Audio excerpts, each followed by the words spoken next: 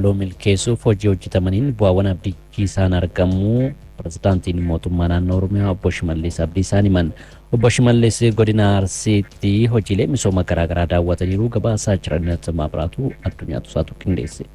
Prezidaantiin mootummaa naannoo Oromiyaa obbo Shimallis Abdiisaa godina Arsii lixaa aanaa Gadab Asaasaa gandaa Xameeloo Burqituutti qamadii jallisii lafa hektaara 12,000 olii irratti misoomaa jiru daawwatan. Aanaa Gadab Asaasaatti qonnaan bultoonni gandaa Xameeloo Burqituu bishaan laga Waabee Shabaleetii argamuun qamadii bonee misoomsaa akka jiran himan. Beeltiin hunjiru mana keenyatti gannaallee hin fudhannaa bonallee qotan. Bara darbee kana hektaarri kun gara kumtaala 50 ba'ee jira. Haala gaariin qusanneetiin siinqee baankii kanatti illee waa qusataa jirra waan ta'eef adeemsi garuu mishaa jira. Magaalaa Gadab Asaasaatti hojiin horsiisa lukkuu kolleejjii leenjii teeknikaa fi ogummaa qonnaa Ardaayitaa keessatti hojjetamaa jirus kanneen daawwatamee keessaayi. Carraa hojii uumuu irratti kallee bal'inaan oomishuu irratti warra koomershaalii jennu kana hawaasa keenyaaf paakeejii xiqqoo 15 irraa inni jiddu galeessaa 15 inni xiqqoo jennee manatti galummoo lukkuu 5 kan irratti jirru. Pirezidaanti Shimallis tajaajila mana murtii aadaa ol dabarfataa aanaa Gadab Asaasaa keessatti kennamaa jirus daawwataniiru. Maanguddoonni mana murtii aadaa kana keessatti hawaasa tajaajilaa jiran manni murtii aadaa erga hundaayas dhugaa baasaa hawaasa wal dhabisii walitti araarsaa jiru jedhan. Dhugaa baasee kaaneen boodallee deebilee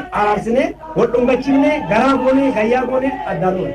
Pirezidaanti Shimallis aanaa Dodolaattis hojii misooma koriidarii magaalaa Dodolaa fi mana barnootaa ifa boruu bultii addaa sadarkaa lammaffaa Dodolaa daawwatan. Hojiin misooma koriidarii hawwattummaa magaalaa dabaluun cinatti guddina magaalaa saffisiisuu keessatti gahee olaanaa akka qabu jiraattonni magaalaa Dodolaa himan. Baay'ee nama jaalachiisaa turaaf abdii duraa ta'uu danda'a. Manneen barnootaa bultii addaa naannoo Oromiyaa keessatti argaman keessaa manni barnootaa ifa boruu bultii addaa sadarkaa lammaffaa Dodolaa isa tokkodha. Mana barumsaa kana keessatti barnoota qulqullina qabuu fi afaanota biyyoota alaa garaagaraa barataa akka jiran barattoonni dubbatu.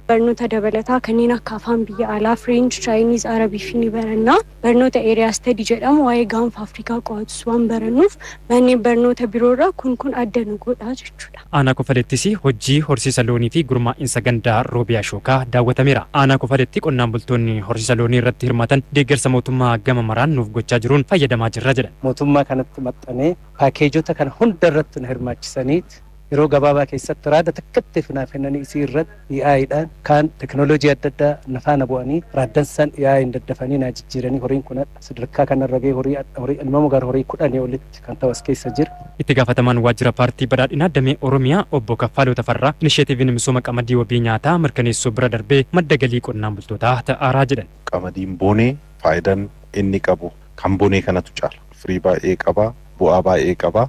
Kana gochuudhaan kanaan dura doolaara biliyoona 1 oliin qamadii biyya alaatii binneetoo galchaa turre san hambisuudhaan fedhii qamadiidhaaf qabnu guunne biyya alaattis ekspoort gochuu jalqabu sirriitti aadaa ta'ee mootummaan kakaasee qaamni biraa kakaasee odoo hin ta'in uummanni faayidaa isaa baree karoorfateetu kan irratti hojjechaa jiru. Kun immoo wabii midhaan nyaataa mirkaneessuurra darbee galii dabalataa jiruuf jireenya hawaasa keenyaa jijjiiruudhaaf gaheen inni qabu baay'ee olaanaa akka ta'e kan arguu dandeenya. Pirezidaantiin mootummaa naannoo Oromiyaa obbo Shimallis Abdiisaa manneen murtii aadaa dhugaa abbaaf galchaa aadaa fi safuu uummata Oromoo ganamaa bakkatti deebisaa jiraas jedhan. Maqaa ammayyummaatiin karaa adda addaatiin badaa ture sana dhugaatti deebiftanii Oromoodhaaf dhugaa barbaadan. Isa nama dhugaa nama dhuunfaa walitti araarsitan oduu hin taane Oromoof Oromoo walitti deebistanii araarsitan sirna kanaan. Duudhaa Oromummaa sanitti akka deebinu akka Oromootti Oromummaa keenyatti akka deebinu waan gochaa jirtaniif galatooma ulfaadhaa isin jechuun barbaada. Hojii guddaa hojjettanii dhimma kana hunda laaluun nama kana hunda walitti deebisuun waan salphaa miti. Dhaloonni immoo akka kanarraa baratu ijoolleen kanarraa akka baratu hundi keenya iyyuu kana hordofnee akka deemnu ogootan waa hunda ceesisaa kanaafuu waan guddaadha. Daawwannaa hojii misoomaa pirezidaantiin mootummaa naannoo Oromiyaa obbo Shimallis Abdiisaa godina Arsii lixaatti daawwatan dhaggeeffannee walitti deebine. Misoomni avokaadoo galmoota misooma qonnaa milkeessuun badhaadhina maatii dhugoomsaa jira jedhan sadarkaa pirezidaantii taanaatti qindeessaan kilaastera misooma baadiyyaa obbo Addisuu Araggaa. Misoomni avokaadoo fi muuzii aanaalee Adaa, Lumee fi Booraatti hojjetamaa jiru daawwatameera. Qixxeessaa Laayyoo dabalata qaba. Godinni Shawaa Bahaa haala qilleensaa kuduraa fi muduraaf mijataa qabu gargaaramuun avokaadoo fi muuzii kilaasteraan misoomsaa jiru. Godinichatti aanaalee Adaa fi Lumeetti misoomni avokaadoo waggoottan darbe hojjetame milkaa'aa ta'uutu himama. Buufanni biqiltuu avokaadoo qophaa'ee dargaggoota waldaan gurmaa'aniin kunuunfamaa jirus ganna dhufu qonnaan bultootaaf raabsuuf qophiirra jirama. Waldaalaan gurmoofne hojjenna biqiltuu abukaadoo kana ammayyeessinee qonnaan bulaa naannoo keenya jiruu fi akkasumas immoo biyyattiidhaaf raabsinee akka gatii madaalawaadhaan akka qonnaan bulaan keenya nyaatan of danda'u akkasumas immoo ekspoortara akka godhan abukaadoo kana hojjechaa irraa jechuudha. Hojii humaan qabu biqiltuma kana irratti gurmoofne ifa gurmoofneen booda asuma waanan argadhuun qarshii ji'aan argannu isuma walitti cimmisee daa'ima kootis barsiisaa manas hin qabu ture manas ijaarradhee kanumaan galii gaarii argadhee hojjechaa jira. Aanaa Booraatti immoo qonnaan bultoonni muuzii sanyii filatamaa kilaasteraan misoomsuun kunuunsuu irratti argamu. Timaatimii shunkurtii hojjechaa ture. Kilaasteraan hojjechaa jira. Kiyyaama gara hektaara 10 qarxii tokkotti hundee 450 460 dhaabbata. Akka aanaa Booraatti muuziin sanyii filatamaa kilaasteraan misoomaa jiru dinagdee qonnaan bultootaa guddisuu keessatti gahee olaanaa qaba jedhan bulchaan aanaa Booraa obbo Addisuu Qannoo. Qonnaan bulaa kana amansiisnee akkaataa kanaan gara kanatti finnee marsaa duraa lafa hektaara 43.3 irratti qonnaan bulaa kana muuzii kana dhaabsifnee jirra. Marsaa lammaffaa kana immoo hektaara 23 dhaabsifnee waliigalammaa gara hektaara 67.3 kan ta'u qonnaan bulaa 27f akkaataa isaanitti asirratti inishitiivii kana karaa guutuu ta'een ofitti fudhatanii misoomsaa jirantu jira. Fedhii fi kutannoon abdiin isaan bira jiru illee oomisha kana yeroodhaan kunuunsanii itti fayyadamanii gabaa giddu galeessa biyyaaf dhiyeessanii jiruuf jireenya isaanii jijjiiruudhaa fi waan isaan bira jiru gaariidha jechaadha. Godina Shawaa Bahaa keessatti sanyii filatamaa abukaadoo fi muuzii qonnaan bultootaaf raabsuuf xiyyeeffannoon hojjetamaa jira jedhan bulchaan godina Shawaa Bahaa obbo Abbaa Buwaaqoo. Sheedii gurguddaa kan naannoo 19 qabna.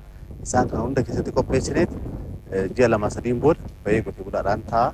Waan hagammaa hektaara qabnu kana naannoo hektaara 900 kennuu qabna. Kana lama gochuu dandeenyu bara kana keessa. Kanaaf oomisha abukaadoo qabeessummaa isaa ilaallee mataa wal isaanii lammaffaan muuziidha. Aanaa Lumeetii fi Booraa qofa irratti muuzii hektaara 200 bara kana dhaabamee jira jechuudha. Ammas dhaabbataa jira. Kanaaf dhiyeessii biqiltuu duubaan daballaa hanga waxabajjiitti hektaara 1000 Rift Vaalii keessatti muuzii qofaan hin cufame. Galmoota misoomaa qabame milkeessuuf haala qilleensaa mijataa naannoon keenya qabutti fayyadamne misooma avokaadoorraa bu'aa dhandhamuu jalqabne babal'isaa jirra jedhan sadarkaa pirezidaantii itti aanaatti qindeessaan kilaastera misooma baadiyyaa obbo Addisuu Waraggaa. Waggoottan 3 arfan darbee xiyyeeffannoo addaatiin hojii hojjetameen buufata biqiltuu akka naannoo Oromiyaatti 263 gahuun danda'amee jira jechuudha. Bara kana qofa buufata qabnu kana hunda keessatti sanyii filatamaa abukaadoo kana gara miiliyoona 20.3 qopheessuudhaaf karoorfame yeroo ammaa kan sanyiin yookaan immoo biqiltuun abukaadoo miiliyoona 13.6 ol ta'u giraaftir ta'ee sagantaa shaaraa magariisa ganna kanaatiif qophaa'aa jira jechuudha. Qilleensi godina Shawaa Bahaa misooma muuziifis mijataa ta'uu hubannee muuziis bal'inaan oomishnee wabii nyaataan of danda'uufis ta'ee alergii guddisuuf xiyyeeffannoon hojjetaa jirras jedhan obbo Addisuun. Biqiltuu muuzii miiliyoona 63 qopheessuudhaan lafa hektaara 31,000 ta'u kilaasteraan misoomsuu fi sochiin eegalamee jira. Sochii kana keessa godinni Shawaa Bahaa karaa fakkeenyummaa qabuun inishetiivii kana raawwataa jira. Bara kana muuzii kana ji'oota afran dura ji'a sadaasaa keessadha kan dhaabne jechuudha. Qonnaan bultoota mariisifnee amansiifnee sanyii filatamaa muuzii gosa Grand 9 jedhamu kana sakarii yookaan immoo biqiltuu muuzii bara darbee dhaabbate irraa biqiltuu kana qopheessuudhaan kan itti deemamee jira.